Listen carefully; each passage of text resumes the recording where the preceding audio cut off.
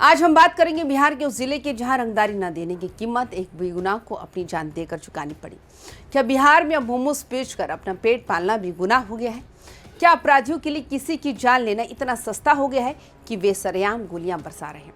कल्पना कीजिए, एक युवक जो दिन रात मेहनत करता है ताकि शाम को अपने परिवार का चूल्हा जल सके, लेकिन अचानक कुछ लोग आते हैं, रंगदारी मांगते हैं और जब वो गरीब युवक मना कर देता है तो उसे मौत के घाट उतार दिया जाता है। ये कोई फिल्मी कहानी नहीं है, बल्कि नवगछिया पुलिस जिला के खरीक थाना क्षेत्र की कड़वी हकीकत है। नमस्कार, आप देख रहे हैं वाइबिन बिहार झारखंड। मैं हूं आपके साथ मुदिता त्रिपाठी। मोदी टोला गांव का कन्हैया मोदी जो सिर्फ अपना काम कर रहा था, आज वो इस दुनिया में नहीं है, लेकिन उसकी मौत ने पूरे इलाके में कैसा ज्वालामुखी पैदा कर दिया है, जिसकी तपिश अब पटना से लेकर भागलपुर तक महसूस की जा रही है। आखिर कौन है वो लोग जिन्हें कानून का डर नहीं? क्या दो मंत्रियों के इस इलाके में गुंडा राज फिर से लौट आया है? और सबसे बड़ा सवाल, जब सांसद पप्पू यादव मौके पर पहुंचे तो उन्होंने ऐसा क्या कह दिया कि शासन प्रशासन की चूल्हे हिल गए? इस वीडियो को अंत तक जरूर देखिएगा, बहुत सारे खुलासे होने वाले हैं। तो चलिए बात करते हैं खरीक का मोदी टोला गांव इन दोनों मातम और गुस्से में डूबा हुआ है। कन्हैया मोदी की हत्या सिर्फ एक वारदात नहीं, बल्कि अपराधियों का वो खुला चैलेंज है जो वे सीधे पुलिस को दे रहे हैं। रंगदारी न देने पर युवक की गोली मारकर हत्या कर दी गई और अपराधी बड़े आराम से फरार हो गए। जैसे ही इस खबर की गूंज फैली, सांसद पप्पू यादव खुद को रोक नहीं पाए और सीधे पीड़ित परिवार के आंसू पोंछने खरीक पहुंच गए। वहां जो मंजर था वो किसी का भी दिल दहला देने वाला था। बदहवास परिवार और दहशत में जी रहे गांव वाले। पप्पू यादव ने न केवल परिवार से मुलाकात की, बल्कि मौके से ही पुलिस के आला अधिकारियों को फोन लगा दिया। उनका तेवर साफ था, न्याय चाहिए और वो भी तुरंत। समझना जरूरी है कि कन्हैया कोई बड़ा कारोबारी नहीं था। वो कड़ी धूप और धूल के बीच मोमोज बेचकर चंद रुपए कमाता था ताकि अपने बूढ़े माता पिता और बच्चों का पेट पाल सके। सोचिए अपराधियों का कलेजा कितना पत्थर का होगा कि उन्होंने उस चंद रुपयों की रंगदारी के लिए एक हंसते खेलते परिवार की चिराग को बुझा दिया। गांव वालों का कहना है कि अपराधियों ने पहले उसे धमकाया और जब उसने अपनी लाचारी जताई तो उसे मौत की नींद सुला दिया गया। यह हत्या सिर्फ कन्हैया की नहीं, बल्कि उस भरोसे की है जो एक आम आदमी कानून और व्यवस्था पर करता है। पप्पू यादव जब खरीफ की सड़कों पर उतरे तो उनके निशाने पर सिर्फ अपराधी नहीं, बल्कि वो पूरी व्यवस्था थी जो इन अपराधियों को पाल रही है। उन्होंने जो बातें कही, उन्हें अगर हम आज के प्रशासनिक चश्मे से देखें तो वे किसी चेतावनी से कम नहीं थे। पप्पू यादव ने खरीफ की सड़कों से जो हुंकार भरी, वो सीधे तौर पर भागलपुर और नवगछिया पुलिस के कामकाज पर सवाल उठाती।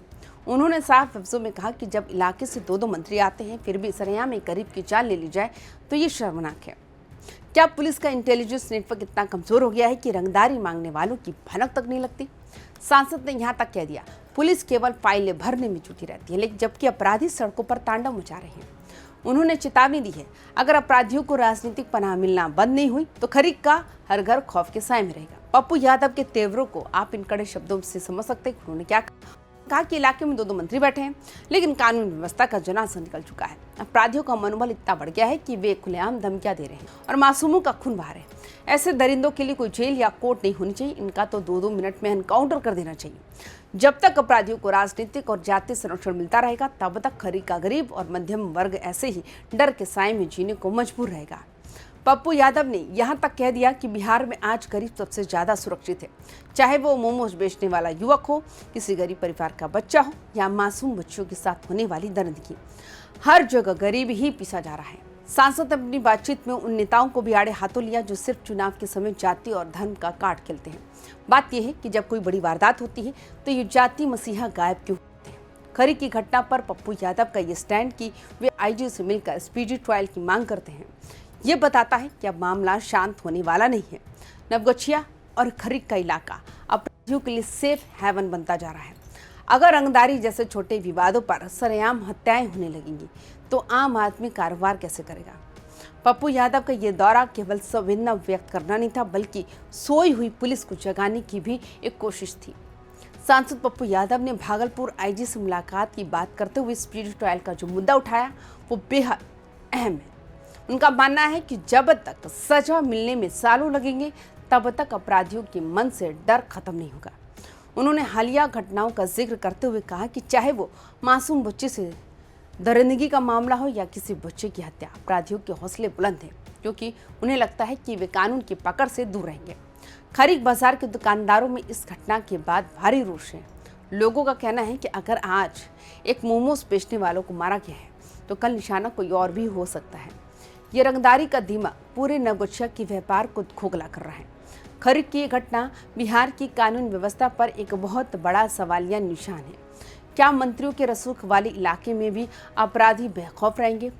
पप्पू यादव ने तो एनकाउंटर की बात कहकर माहौल गरमा दिया, लेकिन क्या पुलिस प्रशासन वाकई कोई ठोस कदम उठाएगा?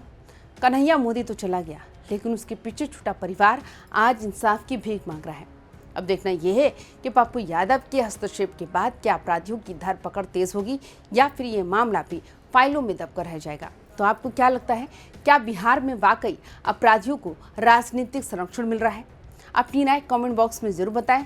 देखते रहिए YBN बिहार झारखंड। नमस्कार।